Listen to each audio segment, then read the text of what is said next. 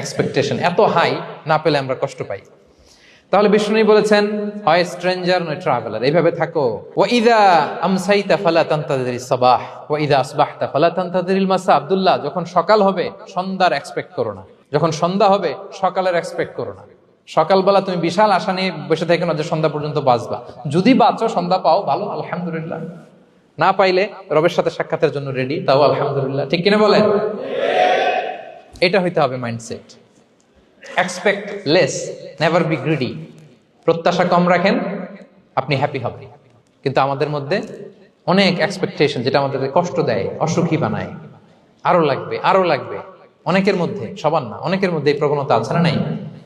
বিশ্বনবী বলেন, লাউ আন্না লিবনি আদম ওয়াদিয়ান মিন যাহাব আহাব্বা আইয়াকুনা লাহু ওয়াদিয়ান। প্রত্যেক বনি আদমকে যদি একটা করে স্বর্ণের পাহাড় বানায় দেওয়া হয় বা উপত্যকা বানায় দেওয়া হয়, সে চাবে আরো একটা স্বর্ণের পাহাড়ের মালিক কিভাবে হওয়া যায়।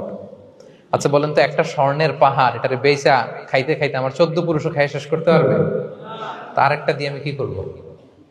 কিন্তু বিষ্ণু বলেন, অনেকের প্রবণতা আরেকটা চায়। ওয়ালা ইয়ামলা আফাহু ইল্লা তুরাব। কবরের মাটি ছাড়া তার এই আশা, ভরসা, প্রত্যাশা কেউ থামাতে পারবে না। তাহলে আমরা যেন গ্রিডি না হই, লোভী না হই, আমাদের এক্সপেকটেশন যেন কম থাকে।